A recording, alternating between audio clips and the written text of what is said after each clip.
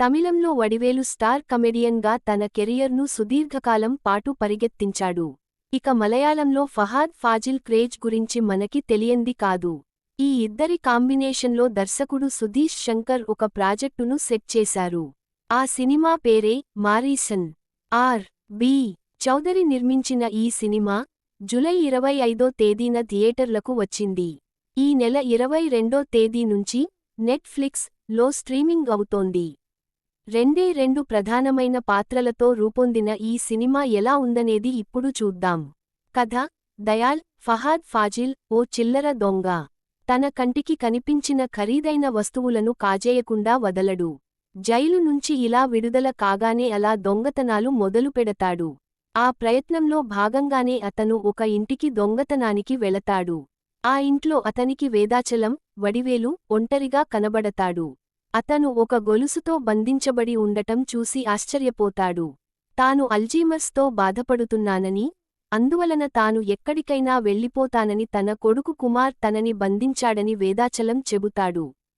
తాను ఆ ఇంట్లో నుంచి బయటపడాలని అనుకుంటున్నాని, తనని విడిపిస్తే 25,000 ఇస్తానని దయాల్తో వేదాచలం చెబుతాడు. దయాల్ వెంటనే అతనిని విడిపిస్తాడు.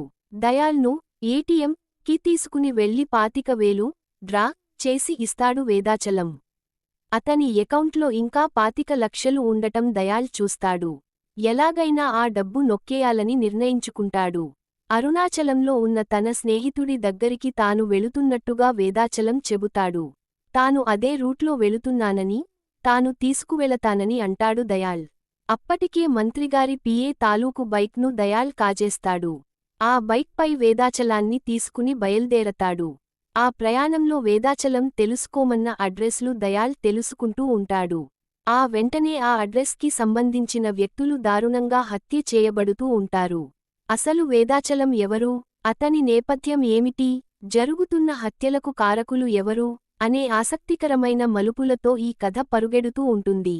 విశ్లేషణ: మారీసన్ అనే టైటిల్తో తమిళ, మలయాళ స్టార్స్ కాంబినేషన్తో దర్శకుడు ఈ సినిమాపై ఆసక్తిని పెంచగలిగాడు.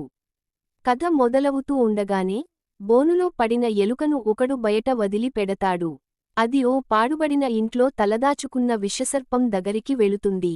కట్ చేస్తే జైలు నుంచి విడుదలైన దయాల్ దొంగతనం కోసం వేదాచలం ఉన్న చోటుకి వెళతాడు. ఈ సీన్తోనే ఏదో జరగబోతోందనే కుతూహలాన్ని దర్శకుడు రేకెత్తిస్తాడు.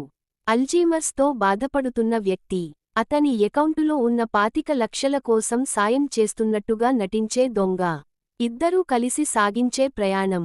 ఈ ప్రయాణంలో ఎవరు ఎవరిని వాడుకుంటున్నారు అనే ఒక అయోమయాన్ని క్రియేట్ చేసి మరింత ఉత్కంఠను రేకెత్తించడంలో దర్శకుడు సక్సెస్ అయ్యాడు. ఈ రెండు పాత్రలనే ఎంతసేపు చూడాలి అని ప్రేక్షకులు అనుకునే సమయానికి తెరపైకి కొత్త పాత్రలు ఎంట్రీ ఇస్తాయి. అక్కడి నుంచి కథ మరింత ఇంట్రెస్టింగ్ గా కొనసాగుతుంది. పరిస్థితులు వ్యక్తుల స్వభావాలు మార్చేస్తూ ఉంటాయి. కొన్ని సంఘటనలు మంచివాళ్లను కఠినంగా మారుస్తూ ఉంటాయి. మరికొన్ని సంఘటనలు చెడు మార్గంలో వెళ్లే వాళ్లను మంచి మార్గంలోకి మళ్లిస్తూ ఉంటాయి అనే ఒక అంశాన్ని దర్శకుడు ఆవిష్కరించిన తీరు ఆకట్టుకుంటుంది. కథలో నుంచి జారిపోకుండా ప్రేక్షకులు చివరివరకు పరిగెడుతూనే ఉంటారు. అన్ని వర్గాల ప్రేక్షకులు చూడదగిన కంటెంట్ ఇది. పనితీరు, కథ, స్క్రీన్ ప్లే ఈ సినిమాకి ప్రధానమైన బలం అని చెప్పాలి. అలాగే ఫహాద్ ఫాజిల్, వడివేలు నటన ఈ సినిమాకి హైలైట్ అనే అనాలి. సరదాగా సాగిపోతున్న కథను మూలాల్లోకి తీసుకుని వెళ్లి అక్కడి నుంచి ఎమోషనల్గా కనెక్ట్ చేయడంతో ఎక్కువ మార్కులు పడిపోతాయి. శివాజీ కెమెరా వర్క్ బాగుంది. అందమైన లొకేషన్స్ను కవర్ చేస్తూ కథ ఆహ్లాదంగా పరిగెత్తేలా చూశాడు. యువన్ శంకర్ రాజా నేపథ్య సంగీతం కూడా ఆకట్టుకుంటుంది. శ్రీజిత్ సారంగ్ ఎడిటింగ్ కూడా నీట్గా అనిపిస్తుంది. ముగింపు: జీవితమనే ప్రయాణంలో ఎక్కడో ఒక చోటున స్వార్థాన్ని వదిలేయాలి. త్యాగాన్ని భుజానికి ఎత్తుకోవాలి.